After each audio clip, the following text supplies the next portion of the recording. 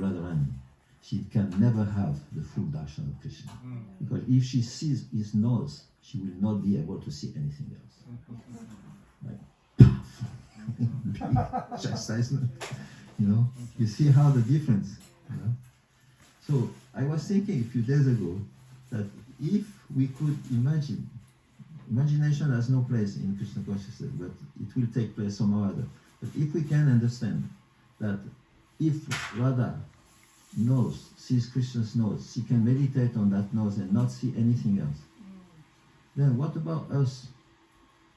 Our meditation could be taking place in such a way that everything we meditate, we can meditate for hours, months, years on the same thing. And there's so many objects of meditation that it's never end. So that is something that we can try to work upon, that meditation, because that meditation will end up in samadhi. And this is the goal of our practice, to end up in samadhi, to think about Krishna and never comes out other than Krishna. Like Radharani, one time she was meditating on Krishna's qualities, and Krishna was just in front of her, and she immediately came and absorbed her mind in meditating on Krishna's qualities. And she was so absorbed that when she opened her eyes, although Krishna was in front of her, she couldn't see him. How absorbed the mind can be in those transcendental attributes or qualities, or even anything you can meditate upon. Because not everything is not a piece of something dead. It is completely moving at every moment. So there's like an adventure of discovering things as you meditate upon one thing or another. It never ends. That's why Manjaris, they have a specific service, not to do everything and everything. They have a specific service which is given at the time of when they get to the level of being revealed their Swarup, the Kadasbhav. It's revealed. The service is like this. It looks like they're going to do the same thing every day, at the same time, at the same moment, but it's completely different every day, a new experience. So it's never ends and never become boring, Like here, everything becomes boring after some time. Even the people we meet, the first day we become so happy, and after 2, 3, 5 years, was finished. Ends up, in a court case and divorce and stuff, and millions of dollars gone and everything. But there, it becomes more and more appealing, beautiful, amazing. So much astonishment is there, Imagine Radha and Krishna are completely astonished to their own pastimes of emotional loving exchanges between them. Astonishing. They are like, what? And that's why, Krishna has 4 things. He has his own happiness inside his body. He has his own happiness. And then he has the happiness in his mind. And he has happiness also in his opulences. Because you can see, Vaikuntha. But the happiness of what he gets with his devotees, the service of his devotees, surpass all the others' happiness, makes him completely forget. His own opulence he gives to his devotees because he doesn't care about that. The happiness that he gets by the service of his devotees surpasses everything else. Because that type of happiness is, very, very, very amazing. It has so many aspects, so many facets, so many things that's perked out at every moment. Oh wow, and then like oh, like they themselves, they don't know what's going to be the next moment, and then discovering as new and fresh, something new as fresh as every moment. You can imagine, the mind there is completely. That's why our mind is very important. What is the importance of our mind? Jiva Goswami explained that our mind is just meant to put Krishna and his Leela in that place. If you put Krishna in your mind, in his lila, Radha and others, in that mind, that mind is like, wow, because there's no other way to think about Krishna than through the mind. So if you can control that mind from all the nonsense that you can get through it, and you put Krishna in a permanent way, then your life becomes so beautiful. Sublime.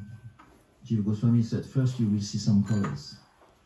You chant. First you have to chant for some time, like we did all our life. And then one day you'll see colors. And then from that color will come the form of Krishna.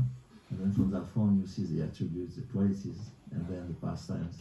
And then the exchanges of Krishna with his devotees through the pastime, and then you will understand the moods and everything. Everything is step by step, a progressive march in that process. So that's why Krishna Kosha is so good. So good. So nice. You'll never give up. Go on forever. What about the Ananga Manjari? Like she's like one of the most predominant in Radhakund. Yeah. And she can even control Krishna himself. Yeah. And in relations to Radharani, she's also like senior to her. And she is also in the relation between Ananga, the Ananga Manjari and Radharani in Radhakund. Like sometimes she can control, like in the pastimes of Lord Chaitanya, he can be controlled by her. So in Radhakund, she is also like as a senior, and she's got certain everything going through her in Radhakund, like by her recommendation, Radharani accept those who are recommended by Ananga Manjari. We just discussed it. Everybody has his own service, and that Ananga Manjari is very, very special. Also, she's a little sister of Radharani, so she has much power to arrange for Radha, elder sister, for her diva. And Radhakunda is the place, where she's situated. So everything has its very deep significance. And you have to enter into that world of understanding the different degree of importance for everybody, everything. We pray to Rupa Manjari, Rati Manjari, but Ananga Manjari, same. If you can get the mercy of Ananga Manjari, Bhaktivinoda Thakur, he prays for the mercy of Ananga Manjari. So, but everybody has a different attraction to different types of person, And it's not imagination. Don't think that by preparing yourself to think about these things from an abstract point of view or beginning, it is imagination. Imagination has no place in Krishna consciousness. You think, I am thinking about something which I don't have any idea, but I think like this. But what you think like this, although it may not be so big or important in the beginning, your faith will bring about all the elements which constitute the things that you want to build up by meditating upon, like your own spiritual form. You have to meditate upon your own spiritual form at one point. Otherwise, how can you understand everything? No possible. So by meditating upon your spiritual form that we have no connection, no idea about of this, then something will come that you will see there's some differences. Although there is not perception of your spiritual form, you will see that by thinking about it, you will see that the spiritual form has the power to, divide Maya and spiritual thing. And you will see, I don't know who I am. I don't know what I look like I don't know. I am not even clear and close to this, my notions of my spiritual form. But I feel that, although it's completely abstract, my faith, which has been the capacity for me to connect with the absolute things, which is beyond this world, yeah, is giving me some prospect, some idea of what is going on. And that idea is going to build up. If you speak, even without being completely, self-realized, but thinking of your spiritual form, you will be able to speak and make the explanation of what is Maya and what is the spiritual world very, very effective. You will have a very, I feel myself that Maya, which I am into it now, sometimes is a dark place. Maya is a dark place. And that's possible to understand when you come close to the conception of your spiritual form. Maya is a dark place. And we are now in Maya.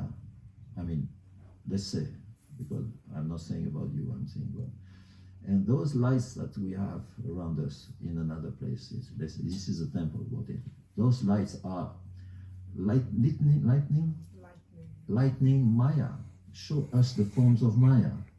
So the light is also Maya, and keeps us completely absorbed in Maya, thinking there is nothing beyond that, But when you come closer to a transcendental position of your soul, let's say, then you feel that all this Maya, which is around here, all the light and everything, they have no power to, dissipate the darkness.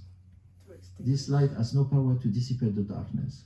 And if you know what the darkness is, and then you turn your back and you want to go and run away from it, you will never look at it. Just like when you wake up from a nightmare, you never want to go back into it. You just want to forget it once and for all. And it has been said that when we wake up to our eternal relationship with Krishna, then it's like waking up from a cauchemar. Cauchemar, nightmare. Cauchemar, French. Big cauchemar. And you don't want to go back into it. So therefore we have to practice how to think about these things, and especially about Krishna all our life, Otherwise when we leave this body, then the process will be that, like in a dream, we will not be able to control anything, and everything will go like in a dream, it will go, and you find out yourself in another position, and then